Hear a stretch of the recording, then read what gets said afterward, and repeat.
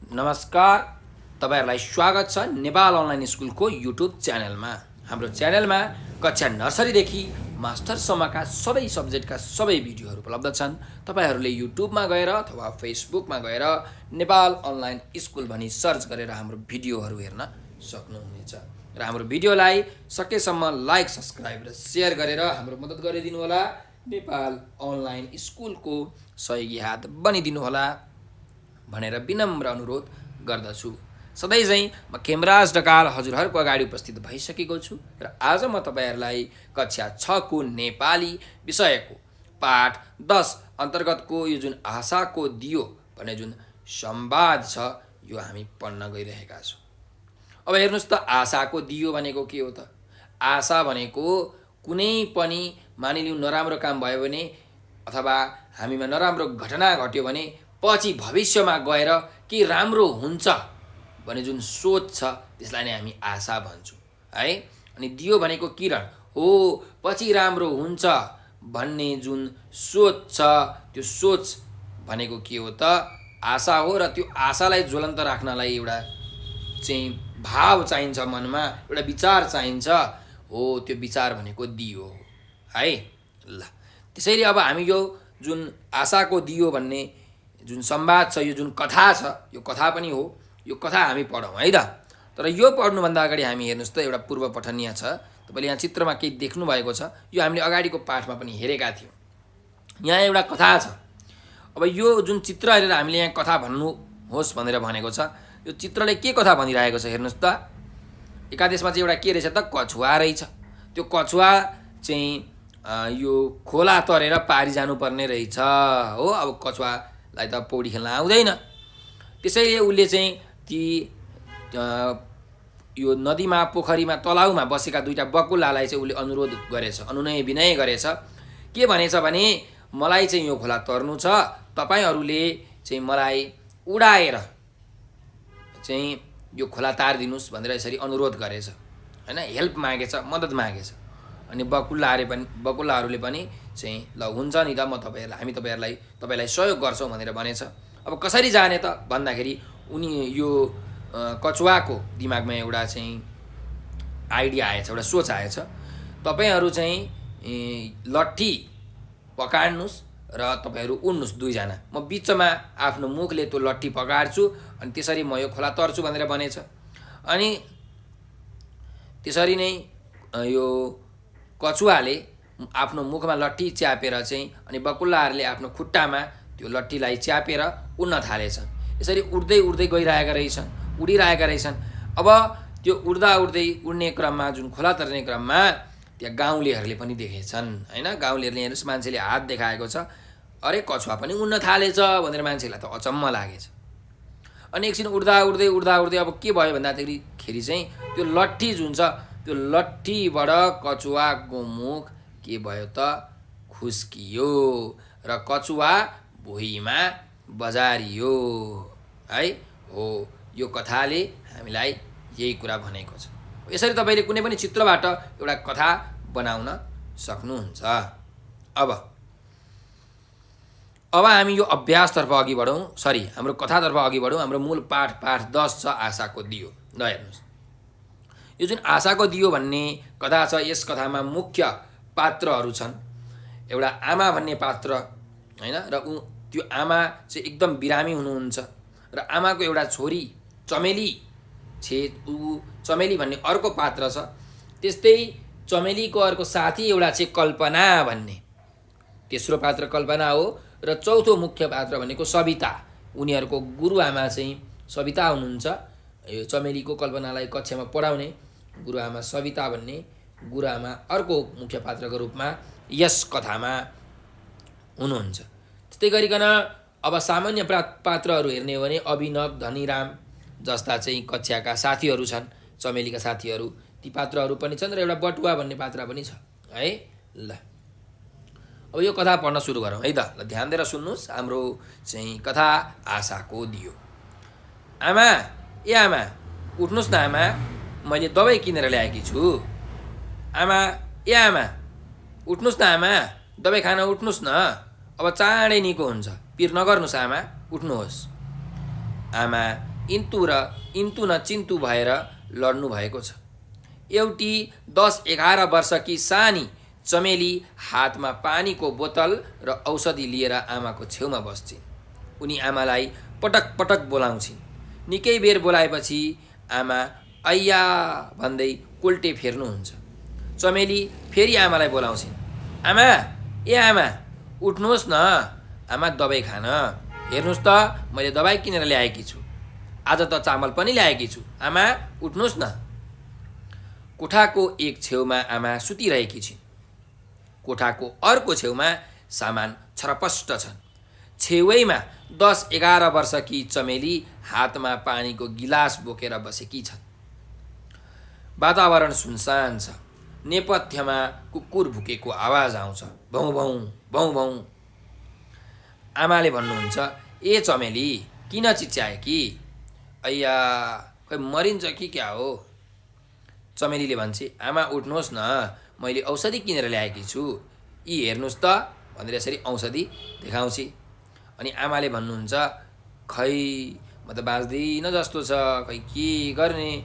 हे दैव, त कति निष्ठुरी, यो छोरीको रक्षा गर।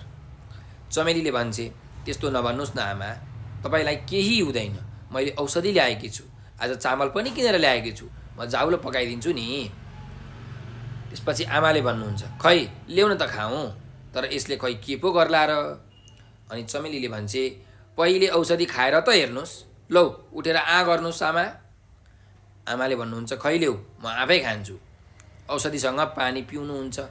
ऐया, यो टाउको फुट्ला जस्तै चड्किएको छ, तिमीले के खायौ त? अनि चमेलीले भन्छे, अब म नुन हालेर जाउलो पकाउँछु, अनि खाउला नि आमा छोरी। आमाले भन्नुहुन्छ, पैसा कसले दियो त चामल किन्ने? अनि चमेलीले भन्छे, आज मैले 10वटा पानीका बोतल बेचेँ नि आमा। एकैजनाले 5 बोतल किनिदिए। कति जाति मान्छे। आमाले भन्नुहुन्छ, तिमीलाई पढाएर ठुलो मान्छे बनाउने रहर थियो, त्यो पनि अधुरै रहने भयो। यो पापी कालले टपक्कै टिप्ला जस्तो छ। खै बाबै, सारा सपनाहरू केवल सपनामै हराउलान् जस्तो छन्। चमेलीले भन्छे, लौ त आमा, जाउलो पाक्यो, तात्तातै खानुहोस्। यो रोग त निको भइहाल्छ नि, किन पिर मान्नुहुन्छ आमा? म छँदैछु नि। आमा छोरी सँगै बसेर जाउलो खान्छन्। चमेलीले आफू थोरै खाएर आमालाई थपिदिन्छन्। अनि आमाले भन्नुहुन्छ, बोबो तिमी खाऊ, आज कति दिनमा तिम्रो पेटमा पनि तातो जाउलो परेको छ। चमेलीले भन्छे, लौ आमा सुत्नुहोस् है, म पनि बेच्न जान्छु। तपाईँ निको भएपछि मात्र म विद्यालय जान्छु। चमेलीले आमालाई ओढ्ने ओढाइदिन्छन्। खाएका जुठा भाँडा माझेर कोठा सफा गरी बाहिर निस्किन्छन्। चमेलीले भन्छे, ए हजुर, लौ आयो चिसो पानी, आयो चिसो पानी पिउनुहोस् हजुर, तिर्खा मेटाउनुहोस्। एउटा बटुवा आउँछ। बटुवाले भन्छ, कति पैसा हो पानीको नानी? चमेलीले भन्छे, एउटाको 25, दुईवटाको 45 हजुर। चिसो पानी पिउनुहोस् हजुर, हाँसेर जिउनुहोस्। आयो है, आयो चिसो पानी आयो। कल्पना त्यो ठ्याक्क आइपुग्छ र कल्पनाले भन्छे, ए चमेली, तिमी किन विद्यालय नआएकी? सविता गुरुमाले अस्तिदेखि तिमीलाई सोधिरहनु भएको छ।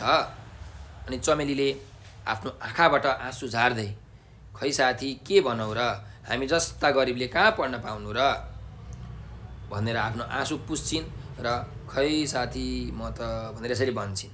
अब कल्पनाले भन्छे, ल तिमी त रुन पो थाल्यौ त, किन, के भयो भन न साथी, के भयो? अनि चमेलीले भन्छे, हाम्रो कथा तिमी सुन्न सक्दैनौ साथी, यो नसुन, मेरो दुःख मैसँग रहोस्।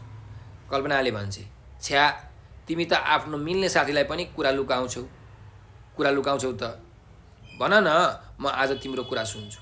आफ्नो दुःख बाँड्यो भने पो कम हुन्छ त, समस्या भए समाधान पनि त निस्किन्छ नि। अनि चमेलीले भन्छे, मेरी आमा सिकिस्तै बिरामी हुनुहुन्छ, घरमा कोही छैन, खानेकुरा केही छैन। म पानी बेचेर केही पैसा जम्मा गरेर पहिले आमाको उपचार गर्छु। अनि कल्पनाले भन्छे, तिम्रो बुबा हुनुहुन्न र? अनि चमेलीले जवाब दिन्छे, पोहोर साल गाडी मात्रै के भनेकी हुन्छ उ रुन थाल्छे। सम्झिन पनि सक्दिनँ साथी, मेरो आँखै अगाडि त्यो राक्षस गाडीले मबाट मेरो बुवालाई खोस्यो, म चाहिँ बल्ल बल्ल बाँचेँ। अनि कल्पनाले भन्छे, बिचरा, वैकुण्ठमा बास होस् तिम्रो प्यारा बुबाको। चमेलीले भन्छे। अनि बुवाको निधनपछि हामी आमा छोरी सहाराविहीन भयौँ। आमा अरूका घरमा काम गरेर मेरो पढाइलाई निरन्तरता दिँदै हुनुहुन्थ्यो। आज आमा बिरामी भएर थला पर्नु भएको छ। कल्पनाले भन्छे, औषधि गर्न अस्पताल लगिनौ त? यस प्रश्नको जवाफमा चमेलीले भन्छे, अस्पताल लान त पैसा हुनु पर्यो नि। आज बल्ल तल्ल सिटामोल किनेर खुवाएँ, 2 किलो चामल किनेर लगेँ, अलिकति झाउलो बनाएर खुवाएँ।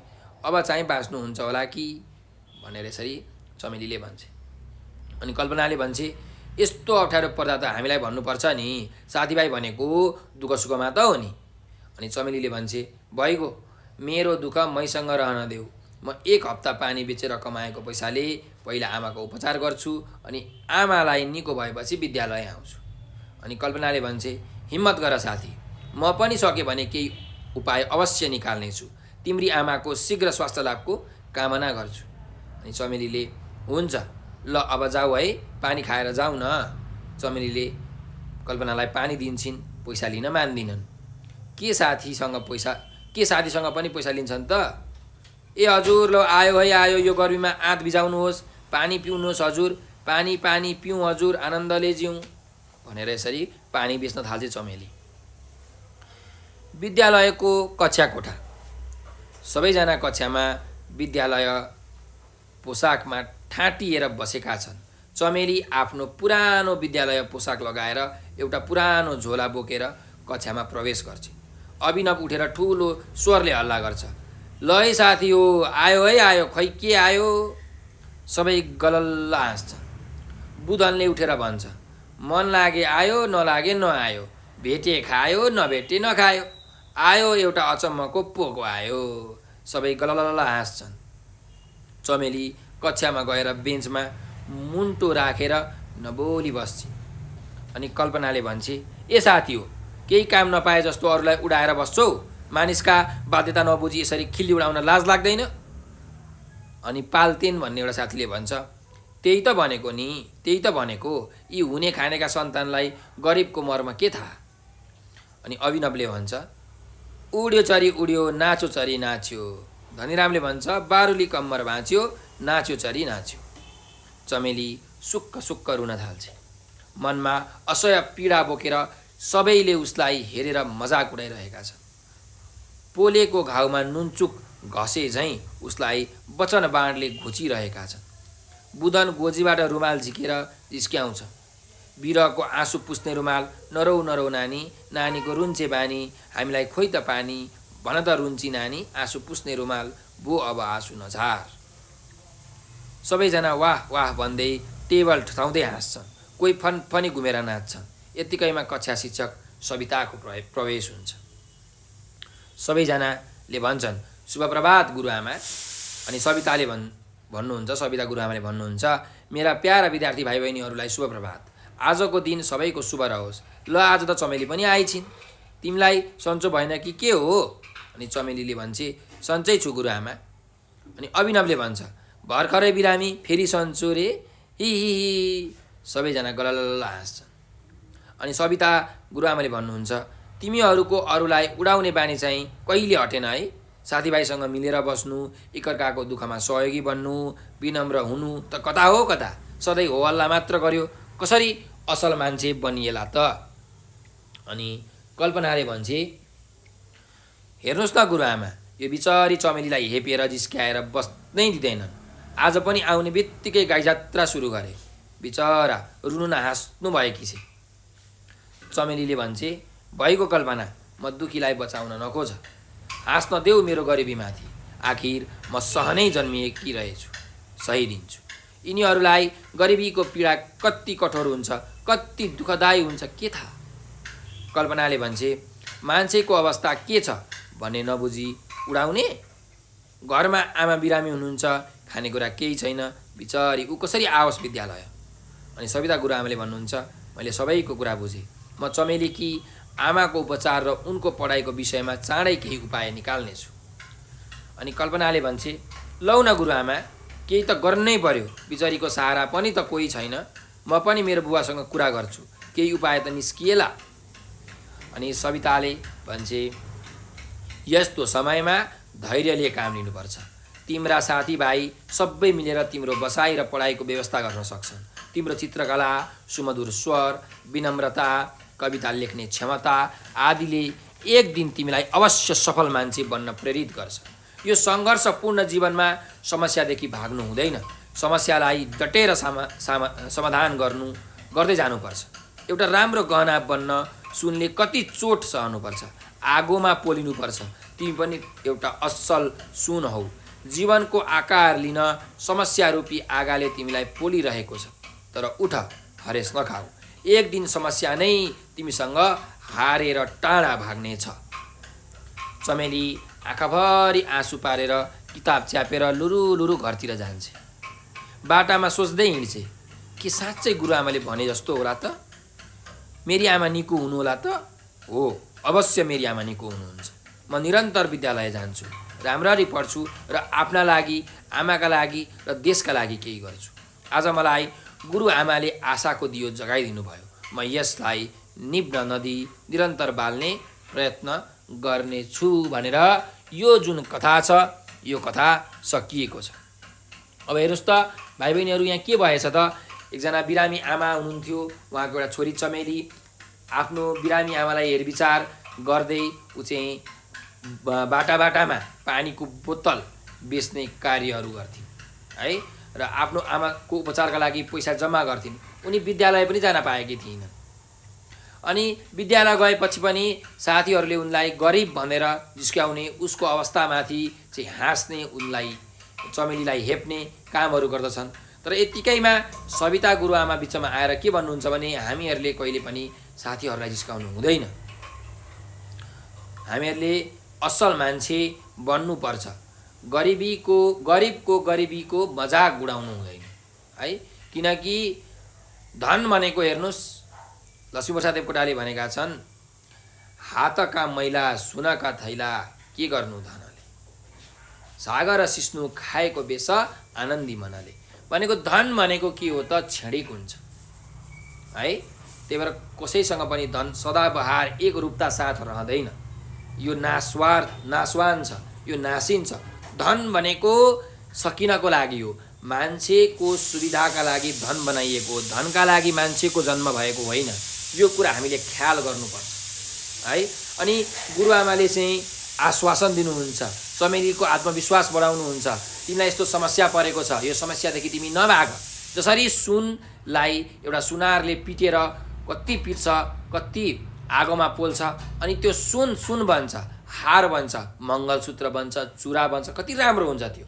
हो, मान्छे जहिले पनि समस्यामा परिसकेपछि समस्याबाट उसले धेरै कुराहरू सिक्न सक्छ, समस्यालाई खेप्न सक्छ, त्यो समस्याबाट उसले धेरै कुरा सिक्न सक्छ।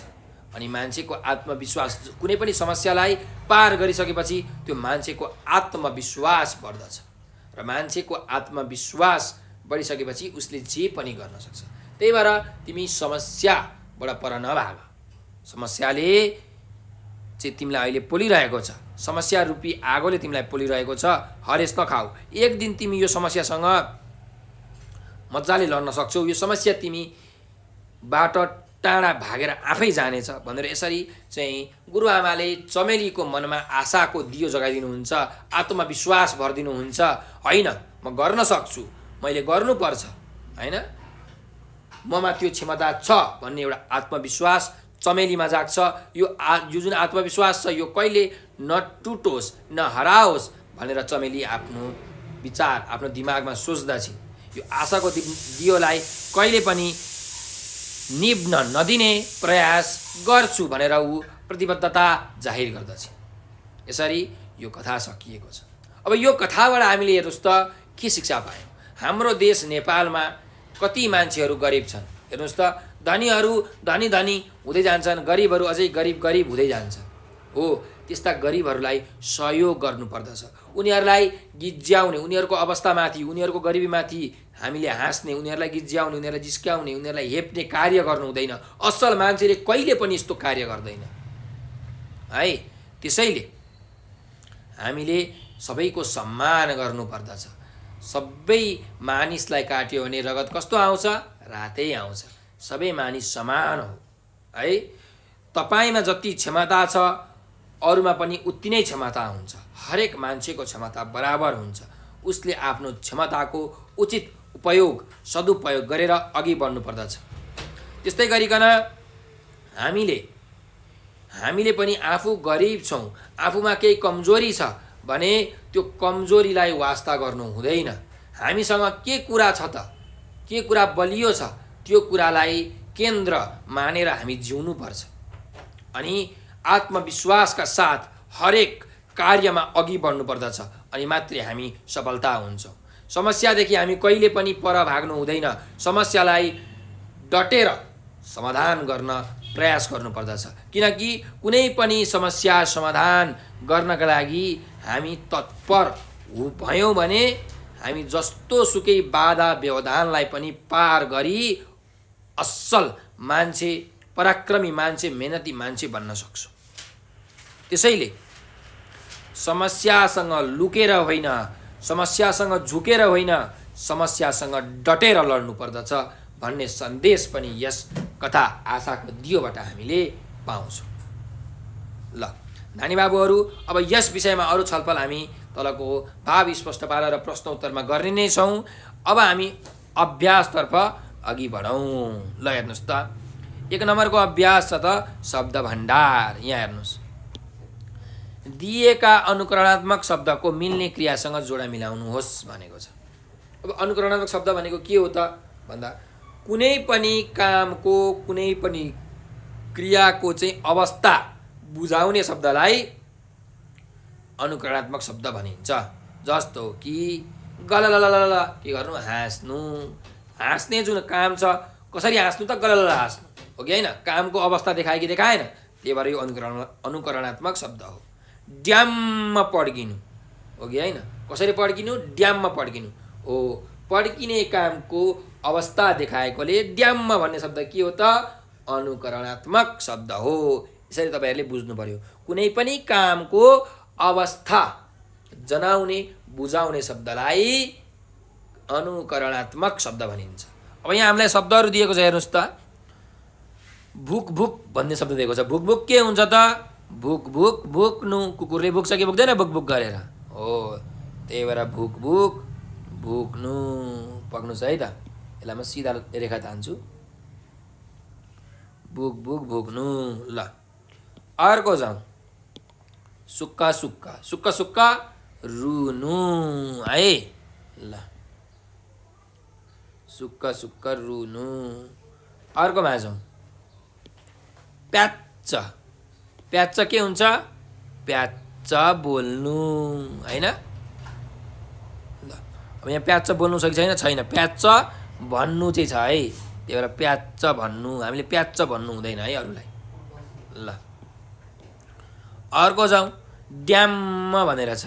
ड्याम्म के हुन्छ त, ड्याम्म पड्किनु। त्यही भएर यसको अर्थ यहाँ छ पड्किनु है, ड्याम्म पड्किनु। अर्को छ गुनगुन। गुनगुन गर्नु भनेको के हो त, गुनगुन आवाज निकाल्नु। त्यसैले गुनगुन भनेको आवाज निकाल्नु। ल अर्कोमा जाउँ, फुङ्ग। फुङ्ग के गर्नु, उड्नु है, फुङ्ग उड्नु। मेरो कुराले त हरिफुङ्ग उड्यो भनेर भनिन्छ नि हो, त्यही भएर फुङ्ग उड्नु। ल अर्कोमा जाउँ, टक्क। टक्क अडिनु है, टक्क अडियो भन्छौँ नि हामी, त्यही भएर टक्क भनेको अडिनु। अर्को हेरौँ, ग्वाम्लाङ्ग। ग्वाम्लाङ्ग अङ्गालो हाल्नु है। ल अन्तिम शब्द छ टपक्क। टपक्क के हुन्छ त, टपक्क टिप्नु है, टपक्क टिप्नु। यसरी हामीले चाहिँ जोडा मिलाउनु पर्यो। ल अब यो अभ्यास हाम्रो सकिसकेको छ। अर्को अभ्यासमा छौँ है त। अभ्यास नम्बर 2, तलका टुक्का र तिनका अर्थबीच जोडा मिलाउनुहोस् भनेर भनेको छ है। अब टुक्का भनेको के हो त, हेर्नुहोस्। टुक्का भनेको चाहिँ नेपाली भाषामा चाहिँ बोलीचालीको भाषामा प्रयोग हुने जुन वाक्यांशहरू छ तिनीहरूलाई टुक्का भनिन्छ। यिनीहरूको सिधा अर्थ हुँदैन, यिनीहरूको कस्तो हुन्छ भने घुमाउरो अर्थ हुन्छ, बाङ्गो अर्थ हुन्छ। बाङ्गो अर्थ भएका नेपाली भाषामा प्रयोग हुने जुन वाक्यांशहरू छन् तिनीहरूलाई हामी टुक्का भन्छौँ। जस्तो कि गाली खानु भनेको छ। गाली खानु भनेको के हो? गाली खानु भनेको अरूलाई नराम्रो कुरा भन्नु होइन। त्यसैले यहाँ गाली खानु भनेको कसैले आफूलाई नराम्रो वचन लगाउनु, अरूले चाहिँ हामीलाई नराम्रो वचन लगायो भने हामीले गाली खाएको हो कि होइन हो, यसरी तपाईँले बुझ्नु पर्यो। अर्कोमा हेरौँ, अर्को के छ? मुखमुखै लाग्नु भनेको छ। हामीले आफ्नो आमासँग मुखमुखै लाग्नु हुँदैन भनेको के हो? जवाफ फर्काउनु हुँदैन, उत्तर फर्काउनु हुँदैन, तुरुन्त जवाफ फर्काउनु हुँदैन है। त्यही भएर मुखमुखै लाग्नु भनेको के रहेछ त? तुरुन्त जवाफ फर्काउनु, यसरी बुझ्नु पर्यो है टुक्काको अर्थ। अब बढ्ता हुनु भनेको छ। बढ्ता हुनु भनेको के हो त? बढ्ता हुनु भनेको चाहिँ जति चाहिएको छ चाहिएको भन्दा धेरै जान्ने हुनुलाई के भन्छ? बढ्ता हुनु भनेर भनिन्छ है। त्यसैले यसको अर्थ के हुने रहेछ त? आवश्यकता भन्दा बढी जान्ने हुनुलाई बढ्ता हुनु भनेर भनिन्छ। ल अब अर्को हेर्नुहोस् त, माया मार्नु भनेको छ। अब माया मार्नु भनेको के? मायालाई चाहिँ खुकुरीले काटेर मार्नु हो त? होइन, यसको अर्थ घुमाउरो हुन्छ है। माया मार्नु भनेको के हो त? छोडिदिनु, त्याग्नु, छोड्नुलाई माया मार्नु भन्छ।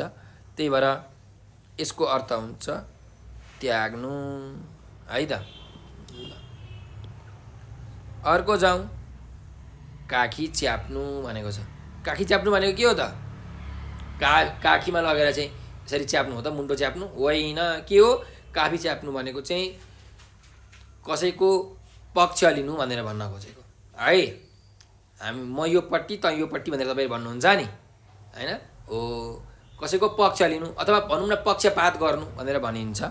त्यसैले काखी च्याप्नु भनेको पक्ष लिनु अथवा पक्षपात गर्नु। र अर्को मुटु चिरिनु। अब मुटु चिरिनु भनेको के हो? मुटु चाहिँ जुन हाम्रो हट हुन्छ, जुन मुटु हुन्छ त्यो चिरिनु हो त? होइन। के हो मुटु चिरिनु भनेको? मेरो त आज कस्तो रामको चाहिँ बोली सुनेर मेरो कस्तो मुटु चिरियो भनेर भन्छौँ नि हामी। त्यो भनेको के हो? एकदम धेरै पीडाको चाहिँ अनुभूति हुनु, दुःखको ठुलो दुःख अनुभूति हुनु है, यो भनेको मुटु चिरिने हो। त्यही भएर यसको अर्थ के हुन्छ त? दुःखको गहिरो अनुभूति हुनु भनेको चाहिँ मुटु चिरिनु हो है। यसरी तपाईँहरूले अर्थ बुझ्नु पर्यो। ल अब अभ्यास नम्बर 3 मा जाउँ। तलका उखान र तिनको आशय बीच जोडा मिलाऊ भनेको छ। अब हामीले चाहिँ यहाँ उखानहरू दिएको छ है। अब उखान भनेको चाहिँ कुनै पनि वाक्यहरू है। छोटकरीमा यदि हामीले भन्नु पर्यो भने कुनै पनि वाक्यहरूलाई हामी के भन्छौँ? उखान भन्छौँ। कस्ता खालको वाक्य भन्दा अलिकति घुमाउरो अर्थ भएका वाक्यहरूलाई हामी चाहिँ उखान भन्ने गर्छौँ। बोलीचालीको भाषामा यो एकदमै प्रयोग हुन्छ। जस्तो तपाईँलाई म चाहिँ एउटा उदाहरण दिन्छु। रामलाई राम्ररी नाच्न आउँदैन तर उसले गीत चाहिँ राम्रो भएन भनेर भन्छ। यो त नाच्न नजान्ने आँगन टेढो जस्तै भएन भनेर भन्न सकिन्छ है। नाच्न चाहिँ उ जान्दैन, आँगनलाई चाहिँ के भन्छ? ऊ टेढो छ, आँगनै टेढो छ भनेर भन्छ हो। उसलाई नाच्न आउँदैन, गीत चाहिँ नराम्रो भयो भनेर भन्छ हो। यस्तो भयो क्या, नाच्न नजान्ने आँगन टेढो भनेर भनेको है। ल अब यहाँ हेरौँ, अघिको तितो पछिको मिठो भनेर भनेको छ। अब अघिको तितो पछिको मिठो भनेको के हो त भन्दा तितो भनेको नराम्रो, मिठो भनेको राम्रो। भनेपछि सुरुमा नराम्रो भए पनि, सुरुमा दुःख पीडा भए पनि, वेदना भए पनि पछि चाहिँ अवश्य पनि के हुन्छ? हामीलाई सुख हुन्छ, हामीलाई खुसी मिल्छ, हाम्रो राम्रो हुन्छ भन्नु नै के हो त? अघिको तितो पछिको मिठो हो। त्यसैले यसको अर्थ के रहेछ त? हेरौँ यहाँ, पहिले नराम्रो वा दुःख भए पनि पछाडि राम्रो वा सुख हुँदा बेस भनेर भन्न खोजेको यसको अर्थ है त। ल अब अर्को चाहिँ हेर्नुहोस् त, ढुङ्गा खोज्दा देउता मिल्नु। अब यसको अर्थ के हो त? मानिलिउँ कोही मान्छे ढुङ्गा खोज्न गयो, ढुङ्गा खोज्दा खोज्दै खोज्न गएको थियो ढुङ्गा, त उसले भेट्यो सुन। उसलाई के भयो त? ढुङ्गा खोज्दा देउता मिल्यो जस्तो भयो कि भएन हो। भनेपछि कुनै पनि सामान्य कुराहरू खोज्दाखेरि, नर्मल वस्तुहरू खोज्दाखेरि, सामान्य वस्तुहरू खोज्दाखेरि चाहिँ एकदम बहुमूल्य वस्तु हैन चाहिँ भेटाउनुलाई के भन्छ, ढुङ्गा खोज्दा देउता मिल्नु भनेर भनिन्छ है। यसरी तपाईहरुले बुझ्नु पर्यो। भनेपछि ढुङ्गा खोज्दा देउता मिल्नु भनेको अर्थ के रहेछ त? यहाँ हेर्नुस्, सामान्य वस्तु खोज्दा बहुमूल्य वस्तु प्राप्त गर्नु है। ल यसरी ढुङ्गा खोज्दा देउता मिल्नु हो भनेर हामीले बुझ्न सक्छौँ। यसको अर्थ यही हो है। अब अर्कोमा जाउँ। साँप पनि मरोस् लट्ठी पनि नभाँचियोस्। अब यसको अर्थ के हो त? भन्नुको मतलब मानिलिउँ तपाईँको घरमा साँप आयो, गोवन सर्प आयो। अब गोवन सर्पलाई तपाईँले, एउटा लट्ठी छ तपाईँको घरमा, लट्ठीले त मार्नुहुन्छ। अब लट्ठीले मारिसकेपछि लट्ठी त भाँचिन सक्छ नि त हो। अब यसको अर्थ के हो त? साँप पनि मरो लट्ठी पनि भाँचिएन भन्नुको मतलब के हो त? तपाईँले जुन काम गर्न सोच्नु भएको थियो त्यो काम के भयो? सफल भयो। र तपाईँले त्यो जुन काम सफल हुँदा केही कुरा पनि गुमाउनु भएन हैन, केही कुरा पनि तपाईँको खेर गएन। त्यो भनेको के हो त? साँप पनि मरोस् लट्ठी पनि नभाँचियोस् भनेर भनेको हो। त्यही भएर साँप पनि मरोस् लट्ठी पनि नभाँचियोस्को अर्थ के रहेछ त? केही पनि नगुमाइकन काम फत्ते गर्नु हैन। कुनै काम गर्नुभयो, त्यो कामलाई तपाईँले पुरा गर्नुभयो भने त्यो काम पुरा गर्दाखेरि तपाईँलाई केही पनि हानि नोक्सानी भएन भने चाहिँ साँप पनि मरोस् लट्ठी पनि नभाँचियोस् जस्तै हुन्छ है। यो यसको अर्थ हो। अर्को जाउँ। खाने मुखलाई जुङ्गाले छेक्दैन भनेर भनेको छ। मानिलिउँ यसरी तपाईँले अर्थ बुझ्दाखेरि कसरी बुझ्नुहुन्छ? तपाईँको यति लामो जुङ्गाधारी छ हो। अब तपाईँलाई मरुन्जेली भोक लागेको छ, तपाईँले खानु चाहिँ खानुहुन्न, खानुहुन्छ नि हो। त्यो जुङ्गाले त छेक्छ त खानेकुरालाई? छेक्दैन हो। त्यही भएर यहाँ खाने मुखलाई जुङ्गाले छेकिँदैन भनेर भनेको। भन्नुको मतलब यसको अर्थ के हो त? भन्नुहोस् त। कुनै पनि काम गर्ने मान्छेलाई जस्तो सुकै समस्या परोस्, जस्तो सुकै बाधा व्यवधान आओस्, त्यो बाधाले उसलाई रोक्न सक्दैन, छेक्न सक्दैन। जसरी खानेकुरालाई जुङ्गाले छेक्न सक्दैन, त्यसै गरिकन कुनै पनि काम गर्ने मान्छेलाई कुनै पनि प्रकारको बाधा व्यवधान समस्याहरूले रोक्न सक्दैन भनेको है। त्यसैले यसको अर्थ के हो त? काम गर्नेलाई कुनै बाधाले रोक्न सक्दैन यो भनेको। ल हेर्नुहोस् अर्को अर्थमा, अर्को उखानमा जाउँ। नाच्न नजान्ने आँगन टेढो भनेको छ। भन्नुको मतलब के हो त? एउटा मान्छे रहेछ, त्यो मान्छेलाई चाहिँ नाच्नै आउँदैन रहेछ, ऊ चाहिँ नराम्रो नाचिरहेको छ, तर उसले के भन्छ? होइन मैले त राम्रो नाचेको, यो आँगन चाहिँ टेढो हो भनेर यसरी भन्छ। भन्नुको यसको अर्थ के हो त? नाच्न नजान्ने आँगन टेढो भनेको त्यो आफ्नो मान्छेको चाहिँ एउटा ढङ्ग छैन तर अरूलाई दोष दिन्छ हैन। ऊ आफ्नो दोष देख्दैन, आफ्नो ढङ्ग चाहिँ छैन उसँग, तर दोष दिने बेलामा अरूलाई दोष दिन्छ, आफ्नो दोष स्वीकार गर्न मान्दैन। नाच्न नजान्ने आँगन टेढो भनेको त्यो हो। त्यही भएर यसको अर्थ के रहेछ त? आफ्नो ढङ्ग नभइकन अर्कामाथि दोष थोपार्नुलाई नाच्न नजान्ने आँगन टेढो भनेर भनिन्छ है त। ल अब हेर्नुहोस्। अब अर्को अभ्यासतर्फ हामी अघि बढौँ। यो शब्द भण्डारको अन्तिम अभ्यास हो त, अभ्यास नम्बर 4। तलका टुक्काहरूलाई अर्थ खुल्ने गरी वाक्यमा प्रयोग गर्नुहोस् भनेको छ। भनेको अर्थ खुल्नु पर्यो है, अर्थ चाहिँ आउनु पर्यो। ल अब यहाँ हेर्नुहोस् त, पहिलो शब्द छ टाउकामा टेक्नु भनेको छ। अब टाउकामा टेक्नु भनेको के हो त? तपाईँको टाउकोमा गएर टेक्नु हो त खुट्टाले? होइन। के हो टाउकोमा टेक्नु भनेको? माथिएर हेप्नुलाई के भनिन्छ त? टाउकोमा टेक्नु भनेर भनिन्छ। अब यसको वाक्य बनाउँदाखेरि अर्थ खुल्ने गरी वाक्य बनाउनु पर्यो। जस्तो तपाईँलाई म एउटा वाक्य भन्छु है। रामलाई भन्ने बित्तिकै उसको बुवाले चाउचाउ किनेर ल्याइदिनु भयो। आज चाहिँ रामले मलाई एउटा ठुलो हेलिकप्टर किनिदिनु भनेर भन्यो। यो त टाउकामा टेक्नु जस्तो भएन र भनेर यसरी हामीले वाक्य बनाउन सक्छौँ हैन। टाउकोमा टेक्यो नि त हैन, माथियो। अब जे भनेको थियो त्यतै ल्याइदिनु भएको थियो, अब उसले हेलिकप्टर ल्याइदिनु भनेको अब यो त सम्भव छैन हो। यसलाई के भनिन्छ त? टाउकोमा टेक्नु भनिन्छ है। ल अब अर्कोमा जाउँ।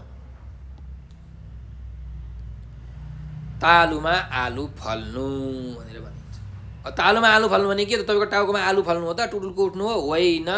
तालुमा आलु फल्नु भनेको हाम्रो जुन भाग्य छ त्यो भाग्य चाहिँ सप्रिनु, राम्रो हुनु, जे सोचेको थियो त्यो सोचेको भन्दा पनि राम्रो कार्य हुनु है। ल अब यसको वाक्य के बनाउन सकिन्छ भन्दा, हरिले आफ्नो घर बनाउन मिस्त्री खोज्दै जाँदा बाटामा उसलाई निशुल्क सहयोग गर्ने मान्छे भेटायो। बाटामा उसले निशुल्क सहयोग गर्ने मान्छे भेटायो। यो त उसलाई तालुमा आलु फल्नु जस्तै भयो भन्दै यसरी हामीले वाक्य बनाउन सक्छौँ है। मिस्त्री खोज्दै गएको थियो ऊ, तर अब चाहिँ फ्रीमा काम गरिदिने मान्छे नै उसले भेटायो। यो त तालुमा आलु फल्ने जस्तो भएन हो। यसरी तपाईँहरूले वाक्य बनाउन सक्नुहुन्छ। ल अब अर्को छ, हेर्नुहोस् त, घुँडा टेक्नु भनेको छ। अब घुँडा टेक्नु भनेको के हो त? हाम्रो घुँडालाई यसरी टेक्नु हो त, खुट्टाले नटेकिकन होइन। घुँडा टेक्नु भनेको के हो त? हार मान्नु है। घुँडा टेक्नु भनेको हार मान्नु। जस्तो कि कक्षा 6 को परीक्षामा हरि 2 चोटि फेल भयो र उसले घुँडा टेक्यो भनेर भन्यो। एउटा वाक्य यसरी बनाउन सकिन्छ है। घुँडा टेक्यो भनेको के हो त? हार खायो, अब चाहिँ म पढ्दिनँ भनेर उसले भन्यो क्या। यसरी हो, यसरी हामीले वाक्य बनाउन सक्छौँ। तर हामीले चाहिँ घुँडा टेक्नु हुँदैन है। हामीले कहिले पनि हार मान्नु हुँदैन। हामी सक्षम छौँ भन्ने आत्मविश्वास हाम्रो मनमा हुनुपर्छ, किनकि यो पाठ आशाको दियो भन्ने कथाबाट हामीले यही शिक्षा पाएको थियौँ है त। ल अब अर्को हेरौँ, बाचा बाँध्नु। ल यसको बाचा बाँध्नु भनेको के रहेछ त? प्रतिज्ञा गर्नु हो है। बाचा बाँध्नु भनेको प्रतिज्ञा गर्नु हो है, भनेको कुनै कुराको कसम खानु है। त्यसैले अब यसको के वाक्य बनाउन सकिन्छ त भन्दा, रामले अब म जहिले पनि आफ्नो कर्ममा लगनका साथ गर्छु भनेर बाचा बाँध्यो। यसरी तपाईँहरूले वाक्य बनाउन सक्नुहुन्छ है त। ल अर्को शब्द छ, हेर्नुहोस् यहाँ अर्को टुक्का छ, लक काट्नु। लक काट्नु भनेको चाहिँ अड्कल काट्नु क्या होइन। यसरी अब म कक्षा 6 को जाँचमा प्रथम हुन्छु भनेर चाहिँ गीताले लक काटी होइन, मतलब अड्कल काटी, म प्रथम हुन्छु भनेर हो। यसरी तपाईँहरूले वाक्य बनाउन सक्नुहुन्छ। अर्कोमा जाउँ, हात मुख जोड्नु है। हात मुख जोड्नु भनेको के त? जीविका चलाउन, आफ्नो जीविका कसरी चलाउने त? आफ्नो जीवन चलाउनुलाई हात मुख जोड्नु भन्छ। भनेपछि आम नेपाली जनताहरूलाई हातमुख जोड्न पनि निकै कठिन छ है। आफ्नो जीविका चलाउन निकै कठिन छ भनेर भनेको। ल अब अर्को छ, हेर्नुहोस्, कम्मर कस्नु भन्ने छ। कम्मर कस्नु भनेको के हो त? एकदम आँट गर्नु, हिम्मत गर्नु है। त्यसैले हामीले जहिले पनि सफलता प्राप्त गर्नको लागि आफ्नो कम्मर कसेर लाग्नुपर्छ है। कम्मर कसेर लाग्नु भनेको के हो त? आँट गरेर लाग्नुपर्छ भनेर भन्न खोजेको। ल अर्को छ, घैँटामा घाम लाग्नु भनेको के हो त? हाम्रो बुद्धि पलाउनु, बुद्धि खुल्नुलाई के भन्छ त? घैँटामा घाम लाग्नु भनेर भनेको छ है। अब हेर्नुहोस्, यसको एउटा वाक्य बनाउन सकिन्छ। के वाक्य बनाउन सकिन्छ भने, सन्तोषले सधैँ आफ्नो बुढीलाई जाँड खाएर कुट्थ्यो। के अरे? सन्तोषले सधैँ आफ्नो बुढीलाई जाँड खाएर कुट्थ्यो। ठुला बडाको चाहिँ ज्ञान पाएपछि, ठुला बुढाको अर्ती पाएपछि सन्तोषको घैँटामा घाम लाग्यो र उसले बुढीलाई पिट्न छोड्यो। यसरी तपाईँहरूले उत्तर लेख्न सक्नुहुन्छ है त। भनेको बुद्धि पलायो अनि उसले आफ्नो बुढीलाई पिट्न छोड्यो। अब नाक काट्नु भनेको छ। नाक काट्नु भनेको के हो त? बेइज्जत हुनु है। अब नाक काट्नुको के वाक्य बनाउन सकिन्छ त? ल भन्नुहोस् त। ल हेर्नुहोस्, रामले बडा फट्याई काम गरेर आफ्नो बुवाको नाक काट्यो भनेको आफ्नो बुवाको इज्जत फाल्यो, बेइज्जत भयो भनेर भन्न खोजेको है त। यसरी ल अब यो वाक्य बनाऊ, जुन टुक्काहरू छ यो टुक्काहरूको हामीले अर्थ त यहाँ लेखिसकेको छौँ, दिइसकेको छ है, पाठमै दिएको छ। यो टुक्काहरूको हामीले वाक्य पनि बनाइसक्यौँ। अब तपाईँले चाहिँ यो टुक्काहरूको चाहिँ वाक्य बनाएर कपीमा सार्नु होला। मैले उदाहरणको लागि एउटा वाक्य चाहिँ बनाएर दिएको छु है। ल अब अर्को अभ्यासमा जाउँ, बोध र अभिव्यक्ति। पहिलो अभ्यास छ माथिको कथा निम्न अनुसारले पठन गर्नुहोस् भनेको छ 1 नम्बरमा। हेर्नुहोस् त, क नम्बरमा के भनेको छ, मौन पठन गर्नुहोस् र नबुझेका शब्द वा सन्दर्भ टिपोट गर्नुहोस्। मौन पठनको अवधि सकिएपछि नबुझेका कुरा शिक्षकलाई सोधेर प्रश्न हुनुहोस् भनेको छ। अब तपाईँहरूले चाहिँ यो पाठ जुन अहिले हामीले यो कथा पढ्यौँ, आशाको दियो भन्ने, यो कथा चाहिँ मौन पठन गर्नुहोस् होइन, पढ्नुहोस्, चुप लागेर आफैले एकदम ध्यान दिएर पढ्नुहोस् र नबुझेका शब्दहरू, नबुझेका सन्दर्भहरू, नबुझेका वाक्यहरू चाहिँ टिप्नुहोस् र त्यो नबुझेको वाक्यहरू, नबुझेको शब्द सन्दर्भहरू चाहिँ आफ्नो शिक्षकलाई सोध्नु होला अनि लेख्नु होला भनेर भनेको छ है त। ल तपाईँहरूले यो गर्नु पर्यो। अब ख नम्बरमा छ, हेर्नुहोस् त, शिक्षकको निर्देशन अनुसार अनुच्छेदहरू पाले पालो सस्वर पठन गर्नुहोस् भनेको छ। मतलब शिक्षकले जुन निर्देशन दिनुहुन्छ, तपाईँहरू के गर्नु पर्यो भने चाहिँ कक्षामा विद्यार्थीहरू हुनुहुन्छ, एकजना विद्यार्थी चमेली बन्नुहोस्, एकजना विद्यार्थी आमा बन्नुहोस्, एकजना विद्यार्थी चाहिँ कल्पना बन्नुहोस्, एकजना विद्यार्थी चाहिँ सविता गुरुआमा बन्नुहोस्, अरू साथीहरू कोही अभिनव बन्नुहोस् होइन। र यसरी यो जुन पाठ छ, यो पाठ चाहिँ मजाले अनुच्छेद अनुसार पालै पालो पढ्नु होला है त। ल अब यहाँ हेर्नुहोस् त, अर्को अभ्यास छ, दिएका घटनाहरू पाठका आधारमा घटनाक्रम मिलाई 1 2 3 को क्रममा राख्नुहोस् भनेको छ। भनेको यो घटनामध्ये सबैभन्दा सुरुमा कुन घटना भयो त्यो हामीले लेख्नुपर्ने छ है, क्रम मिलाएर। सबैभन्दा सुरुमा कुन घटना भयो त, यो हेर्नुहोस्, यसलाई 1 नम्बर लेख्नु पर्यो। चमेलीकी आमा बिरामी भएर इन्तु न चिन्तु भई लडेकी होइन। चमेलीकी आमा त बिरामी भएर इन्तु न चिन्तु भएर के भन्नुभएको थियो, लड्नु भएको थियो। भनेको इन्तु न चिन्तु हुनु भनेको चाहिँ होस हवास केही पनि नहुनु भनेको इन्तु न चिन्तु हुनु हो है। ल अब 2 नम्बरमा के हो त, चमेली हर बखत आमाको सेवामा लागेकी। त्यसपछि चाहिँ चमेली हर बखत आफ्नो आमाको सेवामा लागि। अनि अर्को अब के होला त 3 नम्बरमा भन्दा यो हेर्नुहोस्, सुरुको, आमा बिरामी भएका कारण विद्यालय जान नसकेकी हो कि होइन। आमा बिरामी भएर ऊ विद्यालय जान पाइन, यो त्यही भएर 3 नम्बरमा भयो। अब अर्को के हो त, अब विद्यालय जान सकिन त उसले के गरी, 4 नम्बरमा यो भयो, बाटामा पानी बेचेर आमाको औषधि र सामान्य खानाको जोहो गरेकी होइन। पानी बेचेर उसले चाहिँ आफ्नो जीविका अलिअलि चलाइरहेकी थिए। अब 5 नम्बरमा कुन हो त भन्दाखेरि, पानी बेच्दा बेच्दै कल्पना भन्ने साथी आएकी थिए भनेपछि 5 नम्बरमा यो हो है, कल्पना भन्ने साथीले चमेलीको समस्या बुझेकी, यो 5 नम्बरमा भयो। अब 6 नम्बरमा कुन हो भने यो हेर्नुहोस्, विद्यालयमा अन्य साथीहरूले चमेलीको खिल्ली उडाएका होइन। ऊ विद्यालय गइसकेपछि सबै साथीहरूले उसको खिल्ली उडाए हो।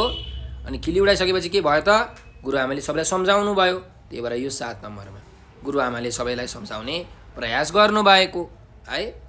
अनि 8 नम्बरमा के भयो त, यो 8 नम्बरमा अन्त्यमा गुरुआमाले धैर्यले काम गर्नुपर्छ भनी चमेलीलाई सम्झाउनु भएको र अन्त्यमा यो 9 नम्बरमा गुरुआमाले सम्झाएपछि चमेलीको मनमा आशाको दियो बलेको हो। यसरी चाहिँ तपाईँहरूले यो घटनाक्रम चाहिँ मिलाएर कुन 1 नम्बरमा पर्छ, कुन पहिलो हो, कुन दोस्रो हो, कुन तेस्रो हो, कुन चौथो हो, कुन पाँचौँ हो, यसरी मिलाएर लेख्नु पर्यो क्रम अनुसार है त। तपाईँले कथा त पढिसक्नु भएको छ। ल अब अर्को अभ्यासमा जाउँ, पाठका आधारमा दिएका पात्रहरूका बारेमा मौखिक वर्णन गर्नुहोस् भनेको छ। मौखिक वर्णन गर्नु पर्यो। हेर्नुहोस्, चमेली भनेको छ है, चमेली भनेको के हो त, चमेली आफ्नी आमाको प्यारी छोरी हुन् है। उनले चाहिँ आफ्नी विद्यालय पनि नगई बाटामा चाहिँ बोतलहरू बेचेर आफ्नो आमाको सेवा गरेकी थिइन्। आफ्नो घर चलाउनको लागि केही खानाहरू, चामलहरू, खाद्यान्नहरू, दबाईहरू उनले किनेकी थिइन् र धेरै पैसा कमाएर चाहिँ आफ्नो आमाको उपचार गरिसकेपछि मात्र विद्यालय जाने भन्ने उनले निदो गरेकी थिइन्। भनेपछि ऊ एकदम असल छोरी हुन्, छोरीमा हुनुपर्ने गुण चमेलीमा छ भनेर यसरी हामीले वर्णन गर्न सक्छौँ। तपाईँले यो लेख्नु होला है त। अर्को पात्र को त, आमा है। अब चमेलीकी आमाको बारेमा के वर्णन गर्न सकिन्छ त, हेर्नुहोस् त, चमेलीकी आमा चाहिँ आफ्नै छोरीलाई असाध्यै धेरै माया गर्नुहुन्थ्यो होइन। तर उहाँ चाहिँ निकै सिकिस्त बिरामी हुनुहुन्थ्यो, चाहिँ घरमा पैसा नभएका कारण, गरिबीका कारणले चाहिँ औषधि मुलो गर्नलाई पनि पैसा थिएन हैन। र आफू यो के अरे आफ्नो श्रीमान नभएर अरूको घर घरमा गई काम गर्नुहुन्थ्यो। अरूको घरमा काम गरेको पैसाले आफ्नो छोरीलाई पढाउनुहुन्थ्यो, आफ्नो जीविका चलाउनुहुन्थ्यो। तर अहिले चमेलीकी आमा चाहिँ बिरामी भएर इन्तु नचिन्तु भएर लड्नु भएको छ, सुत्नु भएको छ, उठ्न पनि सक्नुहुन्न भनेर यसरी तपाईँहरूले वर्णन गर्न सक्नुहुन्छ। अर्को छ पात्र को त? कल्पना। कल्पना भनेको कल्पना चमेलीकी सङ्गिनी हुन्, साथी हुन् है, अत्यन्त मिल्ने साथी। यो कल्पनाले चमेलीको समस्या, चमेलीको चाहिँ गरिबीको पीडा बुझेकी छिन्। विद्यालयमा पनि साथीहरूलाई अनुरोध गरेकी छिन् कि चमेलीको दुःख पीडामा तिमीहरू नआस, गरिबको गरिबीमाथि हामीले कहिले पनि हाँस्नु हुँदैन भनेर। अनि चमेलीलाई आत्मविश्वास दिएकी छिन्, अलिकति आशाको दियो पनि यो कल्पनाले जगाएकी छिन् चमेलीको मनमा हैन। हामी सहयोग गर्छौँ, म सक्ने कुराहरू गर्छु, मेरो बुवालाई चाहिँ म भन्छु के गर्न सकिन्छ मेरो तर्फबाट म त्यो गर्छु भनेर यसरी कल्पनाले अत्यन्त आत्मीय मित्रको चाहिँ भावना देखाएकी छिन्, भावना प्रकट गरेकी छिन्। त्यस्तै गरिकन अर्को छ हेर्नुहोस्, अर्को पात्र छ सविता गुरुआमा। सविता गुरुआमा भनेको चाहिँ को त भन्दा सविता गुरुआमा भनेको चमेली, कल्पना लगायत अन्य साथीहरूलाई पढाउने शिक्षक हुनुहुन्छ। उहाँले चाहिँ सबै साथीहरूलाई चाहिँ सम्झाउनुहुन्छ हैन, चमेलीको गरिबीमा तिमीहरू नहाँस, हामीले चाहिँ उनलाई सहयोग गर्नुपर्दछ, उनको अवस्था निकै नै कमजोर छ, उनलाई हामीले हेप्नु हुँदैन भन्नुभएको छ। त्यस्तै सविता गुरुआमाले चमेलीलाई चाहिँ समस्या आइपरेको छ भने समस्यासँग डटेर लड्नु पर्दछ, समस्याबाट पर भाग्नु हुँदैन। तिमीले जति समस्या खेप्यौ त्यो समस्याले तिमीलाई अझै राम्रो बनाउनेछ, अझै समस्या बाधा व्यवधान तिमीले पार गरिसकेपछि तिम्रो आत्मविश्वास बढ्नेछ, तिमी हरेक कार्यमा सफल हुनेछौ भनेर यसरी एउटा आशाको दियो सविता गुरुआमाले चमेलीको मनमा जगाइदिनु भएको छ भनेर यसरी तपाईँहरूले वर्णन गर्न सक्नुहुन्छ है त। ल अब अर्को अभ्यास छौँ, अभ्यास नम्बर 4। पाठका आधारमा उत्तर दिनुहोस् भनेको छ। यहाँ क नम्बरको प्रश्न छ हेर्नुहोस्, चमेलीकी आमाको रहर के थियो भनेर भनेको छ। चमेलीकी आमाको रहर के थियो? आफ्नी छोरी चमेलीलाई पढाएर ठुलो मान्छे बनाउने चमेलीकी आमाको रहर थियो। के अरे? आफ्नी छोरी चमेलीलाई पढाएर ठुलो मान्छे बनाउने रहर चमेलीकी आमाको थियो भनेर चाहिँ तपाईँहरूले लेख्न सक्नुहुन्छ। ल अब अर्को ख नम्बरको प्रश्न छ, चमेलीका जीवनमा कस्ता समस्या आइपरेका थिए भन्दा गरिबीको कारणले र आमाको एक्लै सहारा भएकाले आमाको उपचार गर्न धनको जोहो गर्नुपर्ने समस्या, घरमा सबै काम आफू गर्ने हुनाले विद्यालय जान नसक्ने समस्या, बाटामा पानीको बोतल बेच्नुपर्ने समस्या र साथीहरूले उनको गरिबीमाथि जिस्क्याउने समस्या चमेलीको जीवनमा आइपरेका थिए भनेर यसरी तपाईँहरूले लेख्न सक्नुहुन्छ है त। ल यो भिडियोलाई अलिकति अगाडि गर्नुहोस् अनि यो उत्तरलाई सुनेर लेख्नु होला है। अब ग नम्बरको प्रश्न छ, चमेलीलाई कसले आशाको दियो जगाइदियो भनेको छ। चमेलीलाई उनको गुरुआमा सविताको आत्मविश्वास भरिपूर्ण कुराले आशाको दियो जगाइदियो है। चमेलीलाई कसले आशाको दियो जगाइदियो त? चमेलीलाई उनको गुरुआमा सविताको आत्मविश्वास भरिएको कुराले आशाको दियो जगाइदियो भनेर यसरी तपाईँहरूले लेख्न सक्नुहुन्छ है त। ल अब अर्को अभ्यासमा जाउँ, अभ्यास नम्बर 5 त भाव विस्तार गर्नुहोस् भनेको छ। यहाँ हेर्नुहोस्, हामीलाई के भनेको छ, समस्या भए समाधान पनि निस्किन्छ नि भनेर भनेको छ। अब यसको भाव विस्तार गर्नु पर्यो भनेपछि हेर्नुहोस्, जीवनमा मान्छेले अनेक प्रकारका समस्या, अनेक प्रकारका दुःख पीडा वेदना भोग्नु पर्ने हुन्छ हैन। र हरेक जतिखेर समस्या निक्लिन्छ त्यो समस्याको उपाय, त्यो समस्याको समाधान पनि त्यतिखेरै निक्लेको हुन्छ। मानिसले सोच विचार गरेर त्यो समस्यालाई कसरी सुल्झाउने भन्ने प्रयास गर्नुपर्ने हुन्छ। जब मानिसलाई समस्या आइपर्छ उसको चाहिँ मनस्थिति, उसको विचार, उसको सम्पूर्ण होस चेतना चाहिँ त्यही समस्यामा गएर अड्किन्छ र त्यो समस्यालाई कसरी सुल्झाउने भन्ने प्रयत्नमा ऊ निरन्तर लागिरहेको छ। किनकि मान्छेलाई जहिले पनि सजिलो कुरा चाहिएको हुन्छ है, ऊ समस्यासँग बाँच्न सक्दैन। त्यसैले आफ्नो भयभरको सबै ज्ञान बुद्धि मेहनत लगाएर उसले समस्याको समाधान गर्ने प्रयास गर्छ र यो क्रममा समस्याको समाधान गर्ने क्रममा उसको आफ्नो व्यक्तित्वको विकास हुन्छ। उसको समस्या हल गरिसकेपछि अथवा समस्या हल गर्दाखेरि उसले भोग्नु परेको कुराहरूबाट उसले धेरै कुराको ज्ञान लिन सक्छ, उसको आत्मविश्वास बढ्दछ है। त्यसैले हरेक समस्याको समाधान हुन्छ हामीले सोच विचार गरेर आफ्नो पुरा परिश्रम मेहनत आफ्नो पुरै चेतना ज्ञान लगाएर त्यो समाधान निकाल्नुपर्ने हुन्छ र त्यसको समाधान पनि प्रकृतिले आफै बनाएको हुन्छ भनेर यसरी तपाईहरुले यसको उत्तर लेख्न सक्नुहुन्छ। किनकि जतिखेर समस्या निक्लिन्छ समस्याको समाधान पनि निक्लिरहेको हुन्छ। होइन भने तपाई आफ्नो अतीतका भूतकालका कुराहरूलाई याद गर्नुस्। तपाईलाई भूतकालमा पहिले कुनै समस्या आइपरेको थियो होला र त्यो समस्याको समाधान तपाईले गर्न सक्नु भएको थिएन होला, त्यो समस्याबाट तपाई पर भाग्नु भएको थियो होला। तर तपाई अहिले सोच्नुस् त, तपाईलाई थाहा हुन्छ नि मैले यस्तो गरेको भए चाहिँ हुन्थ्यो होला हैन, मैले यस्तो गरेको भए त केही पनि हुँदैन थियो होला भनेर तपाईलाई अहिले सोच्नु भयो भने तपाईले थाहा हुन्छ कि त्यसको समाधान त हुने रहेछ, आफूले पो नसोचेको रहेछ त, हो कि होइन।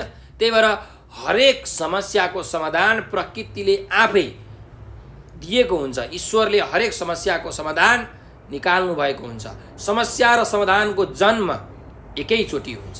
त्यसैले मानिसले आफ्नो जुन ज्ञान छ, जुन चेतना छ, त्यसलाई बडो गहिराईका साथ विचारपूर्ण ढङ्गले सोच विचार गरेर आफ्नो कदम अघि बढाउनु पर्छ। समस्यालाई कसरी समाधान गर्ने भन्ने कुरा त्यसपछि मान्छेले बुझ्दछ, त्यसलाई बुझ्ने कोसिस गर्नुपर्दछ, समस्याबाट पर भाग्नु हुँदैन है। ल अब अर्को अभ्यासमा जाउँ। माथिको कथा पढी एक अनुच्छेदमा उक्त कथाको सन्देश लेख्नुहोस् भनेको छ। अब हेर्नुस् त, यो कथा हामीले पढिसक्यौँ, यसले दिने सन्देश के हो हामीले अघि नै पनि चर्चा गरिसकेका छौँ। अब यहाँ एक अनुच्छेदमा लेख्नु भनेको छ भनेपछि तपाईले लेख्न सक्नुहुन्छ है। के लेख्न सक्नुहुन्छ भने हामीले गरिबहरूलाई हेप्नु हुँदैन, उनीहरूलाई चाहिँ तथानाम गाली गर्नु हुँदैन, जिस्क्याउनु हुँदैन। किनकि गरिबी जो कोही पनि हुन सक्छ, हरेक मान्छे गरिब छ।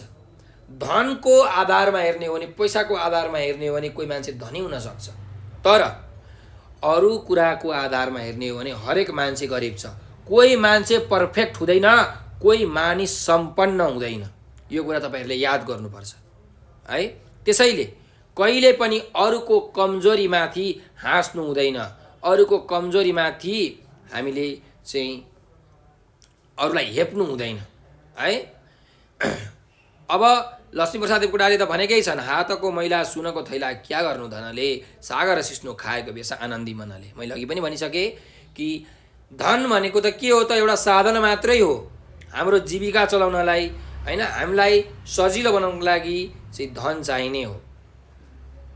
धनका लागि हामी बनेका होइनौँ, हाम्रा लागि धन बनेको हो। यो सोच हरेक मान्छेमा हुनुपर्दछ भन्ने सन्देश यो कथाले दिएको छ। त्यस्तै हामीले कहिले पनि समस्या आइपर्दा समस्याबाट टाढा भाग्नु हुँदैन, दुःखबाट टाढा भाग्नु हुँदैन। किनकि हरेक दुःखले हामीलाई नयाँ किसिमको पाठ सिकाउँछ, नयाँ किसिमको ज्ञान दिन्छ। त्यो समस्यालाई सुल्झाइसकेपछि अथवा त्यो समस्या सुल्झाउने क्रममा अनेक प्रकारका जुन बाधा व्यवधानहरू आउँछन् तिनलाई डटेर सामना गर्नुपर्ने हुन्छ र त्यो समस्या हामीले यदि समाधान गर्यो भने हाम्रो आत्मविश्वास बढ्छ र आत्मविश्वास बढिसकेपछि त्यो मान्छेलाई सफलताको शिखर चुम्न कसैले रोक्न छेक्न सक्दैन भन्ने सन्देश पनि हामी यो कथाबाट प्राप्त गर्न सक्छौँ। र अरूलाई जहिले पनि सम्मान गर्ने, आदर गर्ने, बानी बसाल्नुपर्छ, मानिसहरूको सहयोगी भावना हुनुपर्छ हैन। त्यस्तो गरे मात्र हाम्रो जिन्दगी चाहिँ राम्रो हुन्छ, हामी असल व्यक्तिका रूपमा समाजमा चाहिँ गनिन्छौँ भन्ने सन्देश पनि हामी यस कथाबाट पाउँछौँ है त। ल भाइ बहिनीहरू, यो सन्देश तपाईँहरूले आफ्नो कापीमा टिप्नु होला, बुदागत रूपमा टिप्नुभयो भने अझै राम्रो, र अनुच्छेद मा चाहिँ त्यसलाई व्याख्या गरेर तपाईँले लेख्न सक्नुहुन्छ है त। ल हेर्नुहोस्, अब अभ्यास नम्बर 7 मा जाउँ। अनुच्छेद पढ्नुहोस् र 1/3 सार लेख्नुहोस् भनेको छ। अब यहाँ एउटा अनुच्छेद छ, यसको सार लेख्नु पर्यो, सारांश लेख्नु पर्यो। सार भनेको के? सार भनेको कुनै पनि मुख्य कुरा, मेन कुरा, चुरो कुरो, गुदी कुरोलाई हामी सार भन्छौँ है। अब यो अनुच्छेद पढौँ है त। मोतीराम भट्टले नेपाली साहित्यमा प्रह्लाद भक्ति कथा, पिकदूत, उषा चरित्र, गजेन्द्र मोक्ष, मनोद्वेग प्रवाह, कवि समूह वर्णम, भ्रमर गीत, कविता काव्य, प्रियदर्शन नाटिका, शकुन्तला नाटक, भानुभक्तको जीवन चरित्र, जीवनी जस्ता अजर अमर कृतिहरू दिएका छन्। उनले नेपाली काव्य जगतमा कवितामै समस्या राख्ने र त्यसको जवाफ कुनै अन्य कविले कवितामै दिने किसिमको कविता लेख्ने अभियान चलाए। यस चलनलाई नेपाली साहित्यमा समस्या पूर्ति कविता भनिन्छ। भारत जीवन नामक प्रेस खोलेर त्यसको व्यवस्थापक समेत आफै भए। उनले त्यस प्रेसबाट भानुभक्तीय रामायणको बालकाण्ड छपाए। उनले गोर्खा भारत जीवन नामक नेपाली भाषाको पत्रिका समेत प्रकाशन गरे। उनले दिएको साहित्यिक योगदानका कारण हामी उनलाई माध्यमिक कालका केन्द्रीय प्रतिभा मान्छौँ। उनी प्रथम नेपाली गजलकार हुन्। उनी कवि तथा नाटककारका रूपमा समेत परिचित छन्। उनलाई प्रथम जीवनीकार तथा समालोचक पनि भनिन्छ। उनी साहित्य क्षेत्रका एक अन्वेषक र पत्रकार हुन्। त्यसैले साहित्यकार मोतीराम भट्टलाई बहुमुखी प्रतिभाका धनी मानिन्छ भनेर यसरी यो एउटा अनुच्छेद दिएको छ। यसलाई अब 1/3 जस्तो 1/3 भनेको कस्तो? 30वटा शब्द छ भने 10वटा शब्दमा, 90वटा शब्द छ भने 30वटा शब्दमा है। यसरी 1/3 तपाईँले लेख्नु पर्यो। अब के लेख्न सकिन्छ त हेर्नुहोस्। मोतीराम भट्टले नेपाली साहित्यमा प्रह्लाद भक्ति, पिकदूत जस्ता अनेक नाटक, नाटिका, कविता र जीवनी लेखेका छन्। उनले नेपाली साहित्यमा अजर अमर कृतिहरू दिएर नेपाली साहित्यको नाम उच्च गरेका छन्। उनले चाहिँ नेपाली साहित्यमा समस्या व्यक्त गर्दै त्यो समस्याको जवाफ पनि एउटै कवितामा दिने गरी समस्या पूर्ति कविता रचेका छन्। यो चलनलाई चलाएका छन्। त्यस्तै मोतीराम भट्टले भानुभक्तको रामायणको बालकाण्ड, त्यस्तै गोर्खा भारत जीवन नामक पत्रिका पनि प्रकाशन गरे। उनी नेपालका प्रथम गजलकार, कवि, नाटककार, जीवनीकार, समालोचक, अन्वेषक र पत्रकार पनि हुन्। त्यसैले साहित्यकार मोतीराम भट्टलाई बहुमुखी प्रतिभाका धनी भनिन्छ भनेर यसरी तपाईँहरूले 1/3 सार अंश लेख्न सक्नुहुन्छ है। ल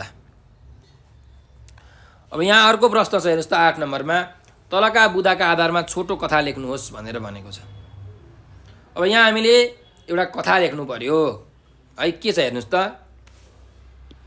हात्तीको सानो छावा हुनु, त्यो साह्रै चकचके हुनु, माउतेले त्यसका खुट्टामा साङ्लाले बाँधेर खम्बामा अल्झाउनु, छावाले त्यो साङ्लो चुडाउन बल गर्नु, खुट्टामा घाउ हुनु तर पनि साङ्लो चुडाउन नसक्नु, छावाले दिनहुँ बल गर्नु तर असफल हुनु, छावा बढ्दै जानु र घरिघरि साङ्लो चुडाउन खोज्नु तर पनि चुडाउन नसक्नु, पछि त चुडाउने प्रयास गर्नै छोड्नु, माउतले एउटा सानो डोरीले खुट्टालाई खम्बामा बाँधे जस्तो गर्नु, हात्ती त्यसैमा अल्झेर एकै ठाउँ बस्नु भन्ने जुन यो एउटा कथा दिएको छ। अब यसलाई हामीले चाहिँ एउटा छोटो मिठो कथा लेख्नु पर्यो। भनेपछि एकादेशमा एउटा हात्ती थियो। त्यस हात्तीको चाहिँ एउटा बच्चा थियो जसलाई छावा भनिन्छ र त्यो छावा चाहिँ एकदमै चकचके थियो। धेरै चकचक गरेका कारणले त्यो माउतेले चाहिँ त्यो छावाको खुट्टामा साङ्लाले बाँधेर चाहिँ खम्बामा अल्झायो।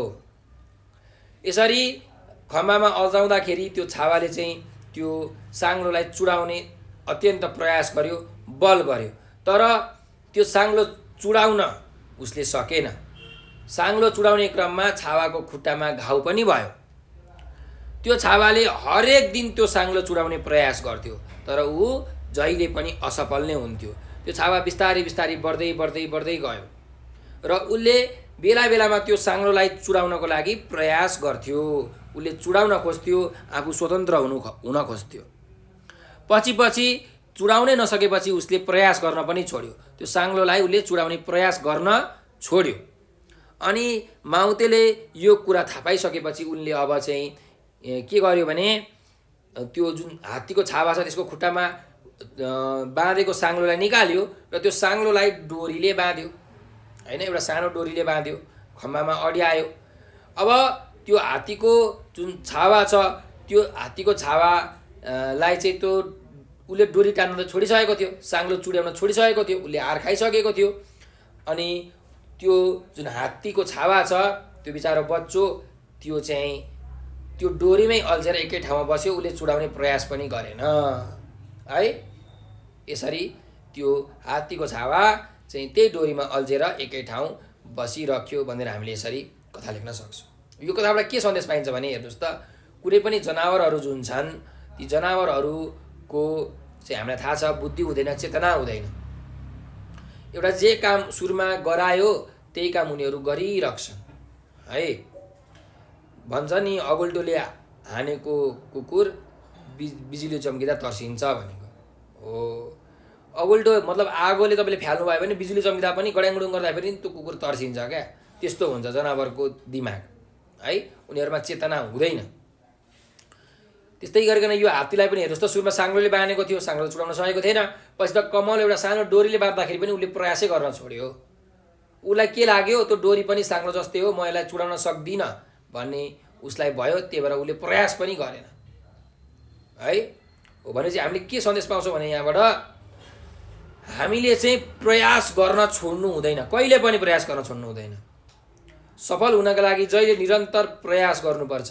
कतिखेर अवस्था राम्रो हुन्छ त्यसलाई हेरविचार गर्नुपर्छ, सोच विचार गर्नुपर्दछ। हामी चेतनशील प्राणी हौँ, हामीमा चेतना छ, हामीमा बुद्धिमा छ, बुद्धि विवेक लगाएर काम गर्नुपर्छ भन्ने सन्देश यो कथाबाट पाइन्छ। त्यस्तै अर्को सन्देश के पाइन्छ भने हामीले जनावरहरूलाई चाहिँ माया गर्नुपर्छ, पिट्नु हुँदैन, कुट्नु हुँदैन। उनीहरू पनि हामी जस्तै हुन्, हामी पनि एक प्रकारको जनावर हौँ। हामी बोल्न सक्छौँ, हामी दिमाग चलाउन सक्छौँ, तर हामी जनावर हौँ। हात्ती पनि एउटा जनावर हो, ऊ बोल्न सक्दैन, हामी जस्तो हिँड्न त सक्छ, सुत्न सक्छ, खान सक्छ, बोल्न सक्दैन, दिमाग हुँदैन, त्यति मात्रै हो है। त्यही भएर हामी सबै प्राणीहरू नै हौँ, हामी सबै जनावरहरू नै हौँ। हामी कोही तुर्रम खा होइन, खतरा होइन, हामी पनि जनावरै हो। मात्र यति कुरा हो कि हामीसँग चेतना छ, हामी चेतनशील प्राणी हौँ। हामी आफ्नो बुद्धि विवेकको प्रयोग राम्रो ठाउँमा गर्न सक्छौँ, राम्रो नराम्रो ठिक बेठिक कुरा छुट्याउन सक्छौँ। त्यसैले जहिले पनि हामीले राम्रो काम, असल काम, ठिक काम मात्रै गर्नुपर्छ भन्ने सन्देश पनि हामीले यहाँबाट पाएका छौँ है त। ल अब अर्को अभ्यासमा जाउँ त। अभ्यास नम्बर 9मा आवश्यकता अनुसार समूह बन्नुहोस्। हरेक समूहले आशाको दियो कथाबाट 1-2 शब्दमा आउने उत्तर आउने 2-2वटा प्रश्न बनाउनुहोस् र आफ्नो समूहले बनाएका प्रश्न पाले भालो सुनाउनुहोस् भनेको छ। भनेको एक शब्दमा उत्तर आउने खालका प्रश्नहरू तपाईँहरूले बनाउनु पर्यो यो पाठबाट है। ल अब मानिलिउँ एउटा म प्रश्न दिन सक्छु, प्रश्न बनाउँछु है त। चमेलीकी आमा के भएर ओछ्यानमा लड्नु भएको थियो? प्रश्न भयो कि भएन? भयो। चमेलीकी आमा बिरामी भएर ओछ्यानमा लड्नु भएको थियो, उत्तर पनि आयो हो यसरी। त्यस्तै चमेलीले आमाको उपचार गर्नको लागि के गर्थे भन्दा चमेलीले आमाको उपचार गर्न बाटो बाटोमा पानीको बोतल बेच्थे। यसरी उत्तर लेख्न सकिन्छ। प्रश्न पनि आफै बनाउनुहोस्, उत्तर पनि आफै दिनुहोस् है। अथवा प्रश्न आफू बनाउनुहोस्, साथीहरूलाई पनि प्रश्न बनाउन भन्नुहोस्, आफूले लेखेको प्रश्नको उत्तर साथीहरूलाई सोध्नुहोस्, साथीहरूले बनाएको प्रश्नको उत्तर आफूले दिनुहोस्। चमेलीको मिल्ने साथीको नाम के थियो? चमेलीको मिल्ने साथीको नाम कल्पना थियो। यसरी चमेलीको गुरुआमाको नाम के थियो? चमेलीको गुरुआमाको नाम सविता थियो हैन। चमेलीलाई कक्षामा साथीहरूले के गर्थे? चमेलीलाई कक्षामा साथीहरूले गीत जियाउँथे, जिस्काउँथे यसरी है।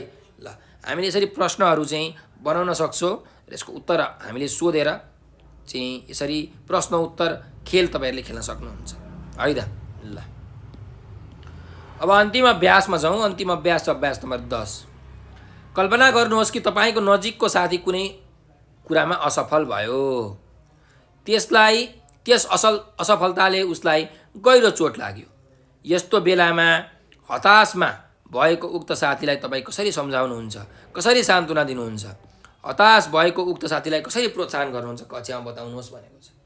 अब तपाईँको कोही साथी छ, मानिलिउँ फेल भयो अरे, अब तपाईँले कसरी उसलाई सम्झाउनुहुन्छ त भन्नुहोस् त? हो, अब हामीले के गर्नु पऱ्यो भने उसको आत्मविश्वास बढाउनु पऱ्यो।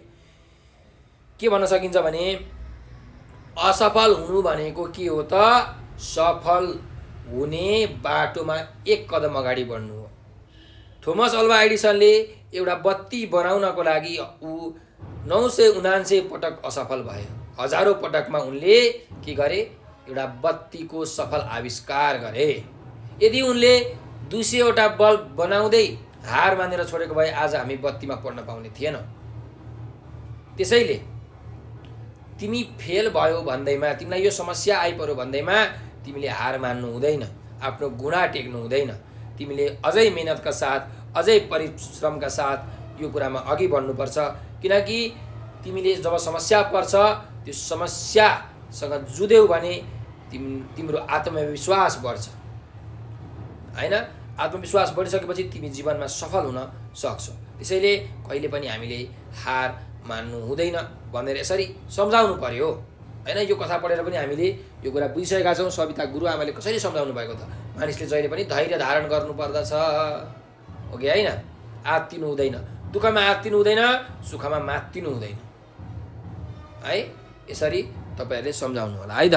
ल, अब हाम्रो यो चाहिँ बोध र अभिव्यक्तिको अभ्यास पनि सकिसकेको छ।